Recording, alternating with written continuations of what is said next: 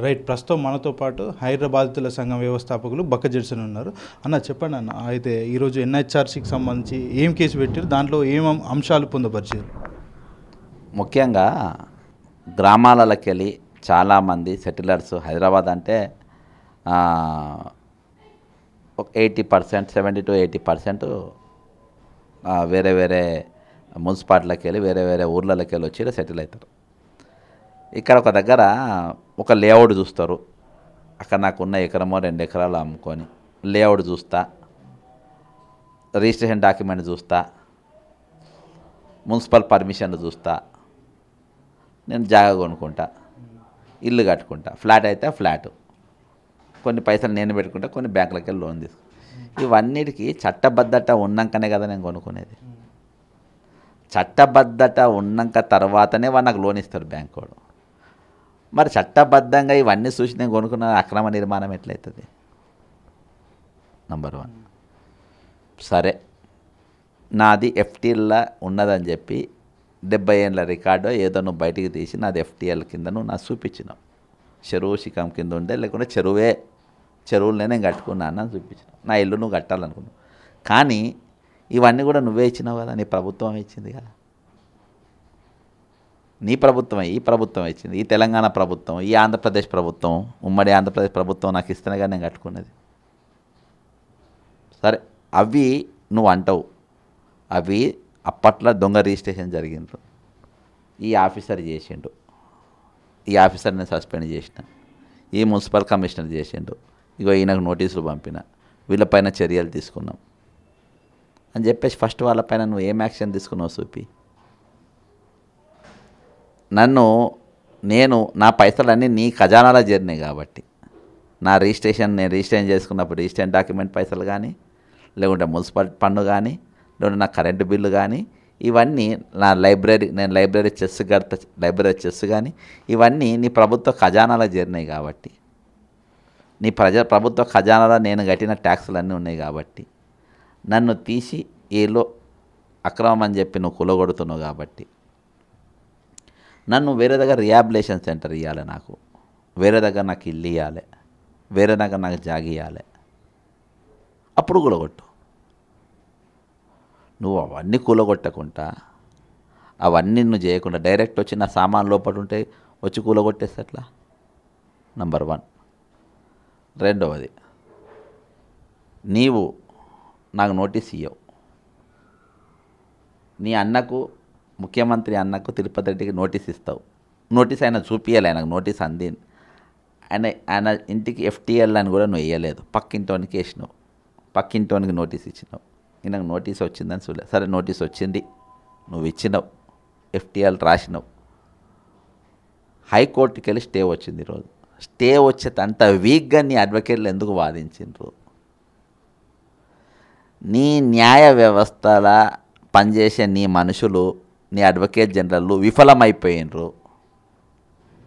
నువ్వు ఛాలెంజింగ్గా తీసుకున్న హైడ్రా ఖచ్చితంగా దీనిపైన ఈ నిర్మాణాలను కూలగొట్టుకోవాలనుకున్న నీ కంకణం కట్టుకున్న నీ హైడ్రా, నీ తిరుపతి రెడ్డి ఇల్లు కూలగొట్టడంలో కానీ, స్టే ఆపడంలో కానీ ఎందుకు విఫలం చెందిండ్రు? ఆదివారం రోజు, వీడు సోమవారం అయితే పోయి ఏమన్నా స్టే తెచ్చుకుంటాడు ఏందో అని, ఆదివారం రోజు అందరూ అధికారులు, బుల్డోజరు మేనేజర్లు కానీ, మున్సిపాలిటీ వాళ్ళు కానీ, హైడ్రా సిబ్బంది అందరు ఇంట్లో ఉండాల్సిన పరిస్థితులల్లో నువ్వు వాళ్ళందరితో డీటెయిల్ చేయించి నువ్వు కూలగొట్టమంటావు. అర్థమైందా? నీవు ఈయనకేమో వర్కింగ్ డే రోజు నువ్వు పర్మిషన్ ఇస్తావు, నువ్వు కోర్టుకు పో, తిరిగి నువ్వు తెచ్చుకో అని. పర్మిషన్ కోర్టుకు పోకుండా నువ్వు వాళ్ళే కూలగొట్టినట్టే, మరి వీళ్ళెందుకు కూలగొట్టలేదు? చిన్న పెద్ద ఎవరు తేడా లేకుండా ప్రతి ఒక్కరి మీద ఎవరైతే అక్రమ నిర్మాణాలు చేసిరో ప్రతి ఒక్కరిది కూడా నీలమట్టం చేస్తామని అయితే రంగనాథ్ చెప్తున్నారు. మరి మీరేమో ఇట్లా అంటున్నారు, ఎట్లా కూడా వచ్చాను? అవునబ్బా, తిరుపతి రెడ్డిది ఏమైంది? మల్లారెడ్డిది ఏమైంది? అర్థమైందా నీకు? ఓవైసీది ఏమైంది? ఏమైనాయి? ఈరోజు బ్రదర్ నువ్వు నేను కూలగొడతా, హైడ్రాకి అసలు చట్టబద్ధత ఎక్కడిది? అసెంబ్లీలో ఏమైనా చర్చ జరిగిందా? రాజ్యాంగంలో ఇదేమైనా పోస్ట్ ఉందా? ఏమైనా చట్టబద్ధంగా దీనికి ఏమైనా కల్పించిండ్రా? ఎట్లయితుంది ఇది బ్రదర్? చెరువు అని అంటే ఒక ప్రైవేట్ ప్రాపర్టీ కాదు, గవర్నమెంట్ ప్రాపర్టీ కూడా కాదు. అసలు అది ఎవరి ప్రాపర్టీ అనేది ఇంకా తెలియదు. చెరువు అంటే అది కామన్ ప్రాపర్టీ, అది అందరి ప్రాపర్టీ. అందుకనే చాలామంది కబ్జాదారులు ఈరోజు చట్టబద్ధంగా ఏం చేయలేకపోతున్నారు. ప్రపంచవ్యాప్తంగా 1970ల చెరువుల పరిరక్షణ కోసం జరిగినటువంటి ఇరాన్లో జరిగినటువంటి ఒక కాన్ఫరెన్స్లో భారతదేశానికి వెళ్ళి 13 చెరువులు, అందులో ఒక చెరువు కొల్లేరు. అర్థమైందా? ఈరోజు దీని ఇంపార్టెన్స్ ఉన్నది. చెరువు ఖచ్చితంగా కాపాడాలి. అది మనకెలా మొదలు పెడదాం. ఫస్ట్ హైడ్రా ఆఫీసు చెరువులు FTLలో ఉంది, అది గులగొట్టు. సెక్రటరియట్ FTLలో ఉంది, గులగొట్టు. నెక్లెస్ రోడ్ మొత్తం FTLలో ఉంది, గులగొట్టు. ఇమ్లిబాన్ బస్ స్టాండు అందులోనే ఉంది, గులగొట్టు. అవన్నీ నువ్వు అట్నే వదిలేస్తావు. ఈరోజు చెరువుల పరిరక్షణ అంటే ఫస్ట్ నీకెళ్ళి మొదలు. కానీ నాగార్జునకు సంబంధించి ఇన్కన్వెన్షన్ ఏదైతుందో అది కూడా నీలమట్టం చేసినాం. తప్పకుండా ప్రతి ఒక్కరిది ఎవరైతే అక్రమ నిర్మాణాలు ఉన్నాయో వాళ్ళవి కూడా త్వరలో చేస్తామంటున్నారు. బ్రదరు, నాగార్జున గూలగొట్టినప్పుడు హీరో అయినరు, ఇప్పుడు జీరో అయినరు. పేదలై గూలగొట్టి సామాన్లు నిన్న దెబ్బకైతే మొత్తం కుబేలు అన్నది. వాళ్ళ ఉసురు పోసుకున్నారు. నేను అడిగిన ప్రశ్నలకు సమాధానం చెప్పాలి. ఈరోజు నేను ఈ భారతదేశ పౌరుణ్ణి, ఇక్కడ ఓటర్ను, నేను అన్ని పన్నులు చెల్లిస్తున్నట్టు వ్యక్తిని, నేను మీ సోదరు సమానుణ్ణి. నన్ను వచ్చి నువ్వు నా టైం ఇవ్వకుండా నా ఇల్లు కూలగొట్టి నా సామాన్లు బయటేసి నన్ను మొత్తం రోడ్డు మీద నిలబెట్టినావు. మరి నీ వదిలేసి సామాన్ తెచ్చుకొని కూడా నాకు టైం ఇవ్వలే. నువ్వు నన్ను వదిలేసిపోయాను. నేను ఎవరిను? నేను ఈ సొసైటీలో నేను ఎవరు? నన్ను వదిలేసిపోయినావు నువ్వు. నా ఇల్లు కూలగొట్టిన, ఇల్లు లేకుండా నా సామాంతం పిల్లల పని, నేను ఎవరు? నా మీద నీ బాధ్యత లేదా? నన్ను ఏదో ఒక రిహాబిలేషన్ సెంటర్లో నాకు పెట్టాల్సిన బాధ్యత నీ మీద లేదా? నువ్వేమైపోతే నాకేందని వదిలేసిపోతే నేనేంది? నేడ పౌరుని కాదా నేను ఇక్కడ? నా పట్ల మీ బిహేవియర్ ఏంటి? ఈ ప్రశ్నలకు జవాబు కోసమే, ఈ ప్రశ్నలు సంధించడమే ఈ హైడ్రా బాధితుల సంఘం యొక్క మొదటి. ఓకే, అంటే దీనివల్ల చాలామంది ప్రజలు కావచ్చు, అంటే హైదరాబాద్ పట్టణ ప్రాంతాల్లో ఉన్నటువంటి ఏదైతే చెరువుల చుట్టుపక్కల పేదలు కావచ్చు, చాలా వరకు నష్టపోతున్నారు. దీనివల్ల ప్రభుత్వానికి కూడా నష్టం వచ్చే అవకాశాలు ఎక్కువ ఉంటాయి. అంటే రేవంత్ రెడ్డికి మరి తెలుస్తలేదు అంటే ఇదంతా? రేవంత్ రెడ్డి ఓన్ కాదు కదప్పా, కాంగ్రెస్ పార్టీ నాది కాదు. కాంగ్రెస్ పార్టీకి నాకేం సంబంధం? అది ప్రజలకి వెళ్ళి దాని పేరు చెడ్డైతే నేను ఒక టీడీపీనే తెలంగాణ లేకుండా నాశనం చేసేసినోడిని, ఓటుకు నోట్లా టీడీపీ కనబడకుండా చేసినోడిని. నేను బీజేపీలో కూడా ఉండొచ్చిన. నా పార్టీ ఏమన్నా నేను ఇది నా పార్టీ నేను ఎప్పుడు అనలే కదా. నేను బీఆర్ఎస్లో కూడా ఉన్నా అని, ఆ బీఆర్ఎస్ నాదని నేను అనలే కదా. కాంగ్రెస్ కూడా నాది ఎట్లయితుంది? ఈ పార్టీలు అన్నీ నాకు సులభ కాంప్లెక్స్ అటు వస్తుంది. నేను అవసరం ఉన్నది వాడుకుంటా. కాంగ్రెస్ పార్టీ నుంచి కూడా వెళ్ళే అవకాశాలు ఉంటాయి రేవంత్ రెడ్డి? అరే, ఆ పార్టీలోకి వెళ్ళి వస్తే ఈ పార్టీ ఎంతబ్బా నాకు పార్టీ ఏ పార్టీ అయినా వాడుకుంటా. చెప్తున్నా కదా, పార్టీలు నాకు సులభ కాంప్లెక్స్ లెక్క.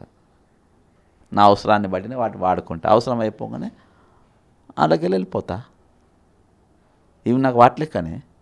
నేను టీడీపీ నటినే చూసిన, బీజేపీ నటినే చూసిన, బీఆర్ఎస్ నటినే చూస్తా. కాంగ్రెస్ కూడా అంతే.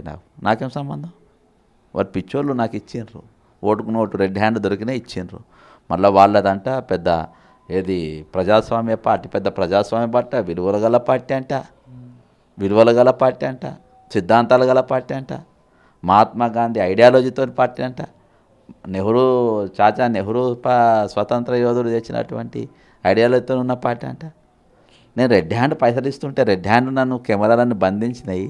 అసలు దొంగను నన్ను పీసీస్ బ్రెయిన్ చేసిండ్రు, సీఎంని చేసిండ్రు. వాళ్ళదే పార్టీ అబ్బా. అలా నేను ఉంటేది లేకుంటేది అలా ఉండాల్సిన నాకేమో నా సొంతను కూడా సీఎంని చేసిందంటే. మీరేం పార్టీలు ఉండరు అంటున్నారు, ఆయన 10 ఏళ్ళు నేను ముఖ్యమంత్రిగా ఉంటా అంటున్నారు. బ్రదర్, 10 ఏళ్ళు కాదు 20 ఏళ్ళు ఉండమని చెప్పు. అది ఆయన అభిప్రాయం, ప్రజాభిప్రాయం. ఇది ఈరోజు కాంగ్రెస్ పార్టీ ఎట్లయిపోయిందని అంటే, ఎక్కడన్నా అన్యాయం జరిగితే స్పందించే పార్టీ, ఎక్కడనే వరకు జరుగుతూనే నిలబడి తెలంగాణ ఏర్పడగాలి 10 ఏళ్ళు కూడా నేనే కొట్లాడినా బ్రదర్. ఎక్కడ కూడా ఓ కాళేశ్వరం మీద కానీ నీకు ఏడ కొట్టినా బక్క జడ్సన్ కాళేశ్వరం అని గూగుల్లో కొట్టు, బక్క జడ్సన్ ధరణి అని కొట్టు, బక్క జడ్సన్ ఏది మిషన్ భగీరథ అని కొట్టు, బక్క జడ్సన్ దళిత గూగుల్లో కొట్టు, ఎవరి పేరు నా పేరు వస్తుంది, రేవంత్ రెడ్డి పేరు వస్తుంది చూడు. హిస్టరీ కనబడతాయి కదా ఎన్నెన్ని కేసులు వేసినాం ఎన్నెన్న.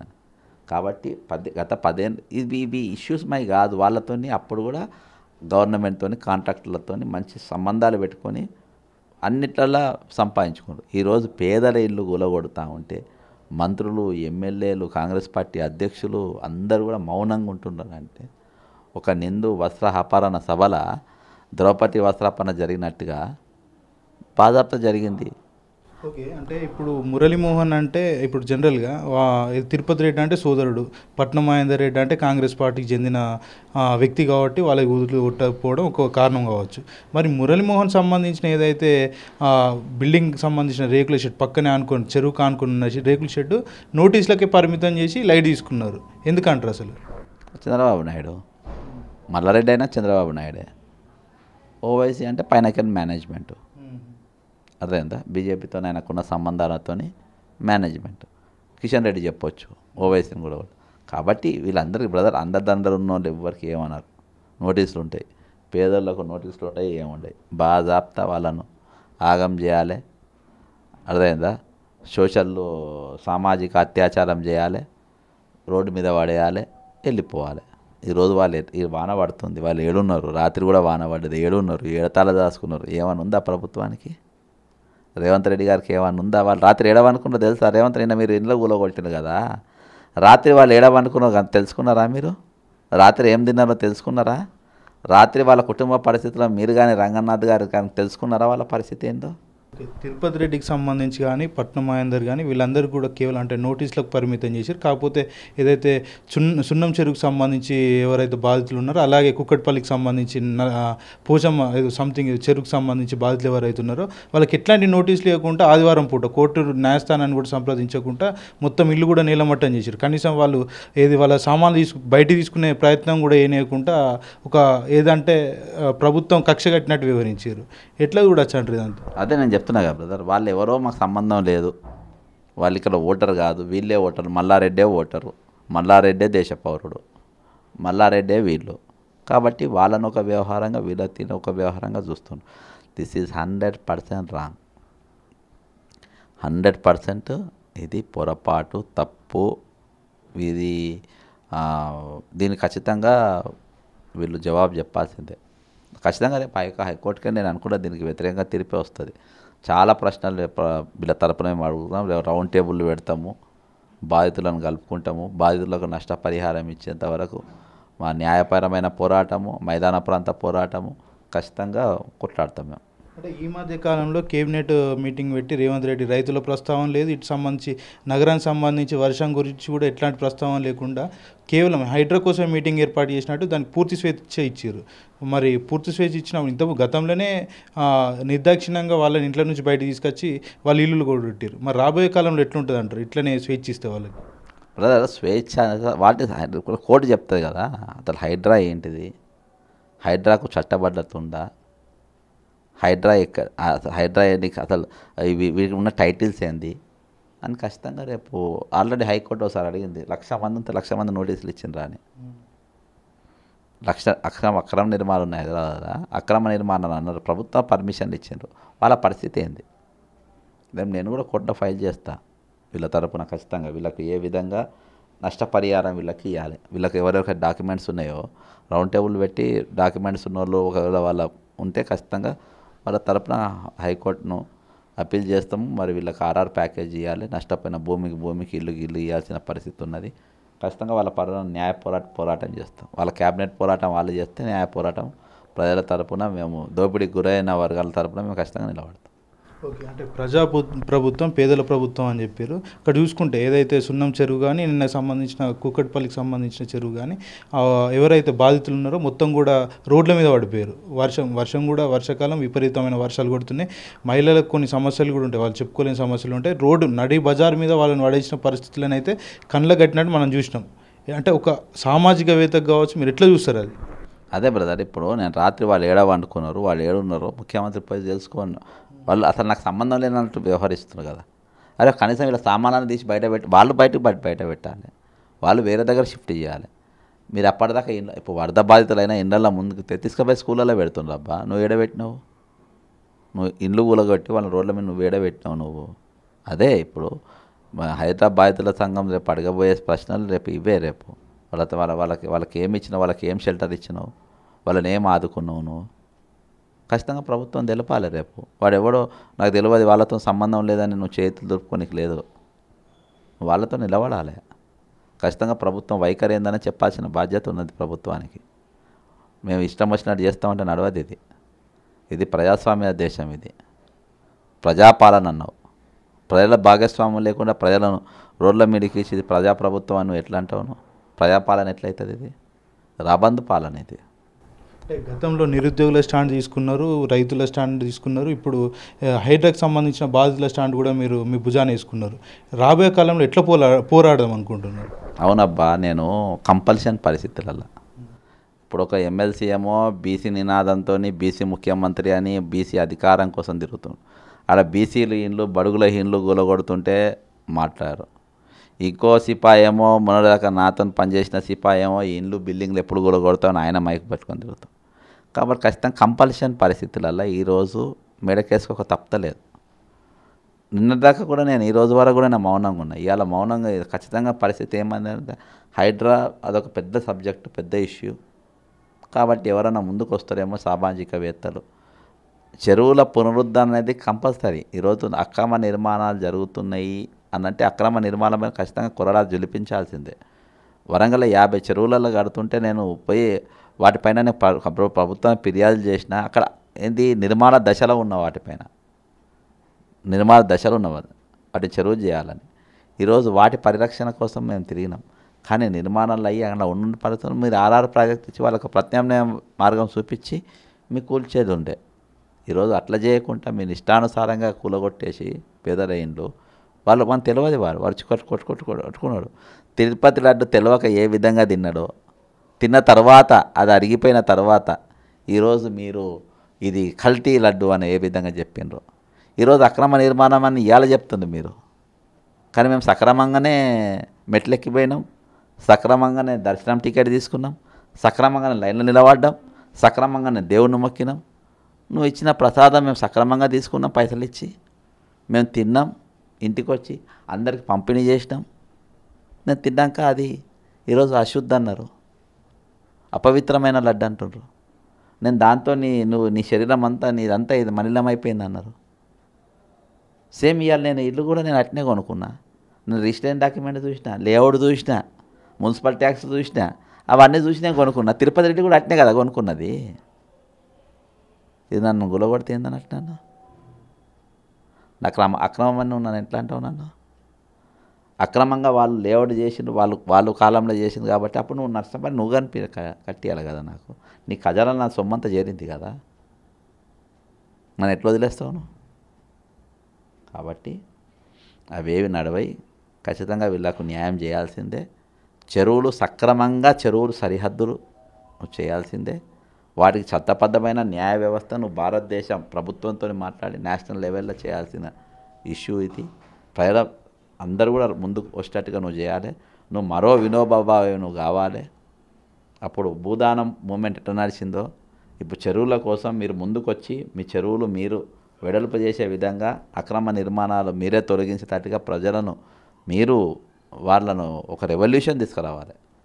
ఒక రెవల్యూషన్ ఇది. చివరిగా హైడ్రా బాధితుల పక్షాన ప్రభుత్వాన్ని కానీ రేవంత్ రెడ్డిని ఏం డిమాండ్ చేద్దాం అనుకుంటున్నాను? మొదటి ప్రశ్న ఒకటే ఒక క్వశ్చన్, నా ఇల్లు నువ్వు కూలగొట్టినావు, నేను ఎవరిని ఈ సొసైటీలో? దానికి ప్రభుత్వం జవాబు చెప్పాలి. నెంబర్ 1, నేను ఎవరిని? నాకు నీ బాధ్యత లేదా? నా బతుకు నన్ను రోడ్డు మీద వేసినావు, నా బాధ్యత లేదా? నేను ఎవరిని నన్ను వదిలేసి వెళ్ళిపోయినావు? సెకండ్, నేను ఎవరిని అయితే నువ్వు అనుకున్నావో, ఈయనకు రిజిస్ట్రేషన్ డాక్యుమెంట్ ఉంది, ఈయనకు లేఅవుట్ ఉండే, ఈయనకు అన్ని పర్మిషన్లు ఉండే, అయినా మేము గులగొట్టినప్పుడు నీవు అవన్నీ నువ్వు ఇచ్చినావు కాబట్టి నువ్వు నాకు షెల్టర్ కలిపి మళ్ళా ఇల్లుకిల్లు భూమికి భూమి నాకు ఇవి మేము అడగబోతున్నాం వాళ్ళ తరపున.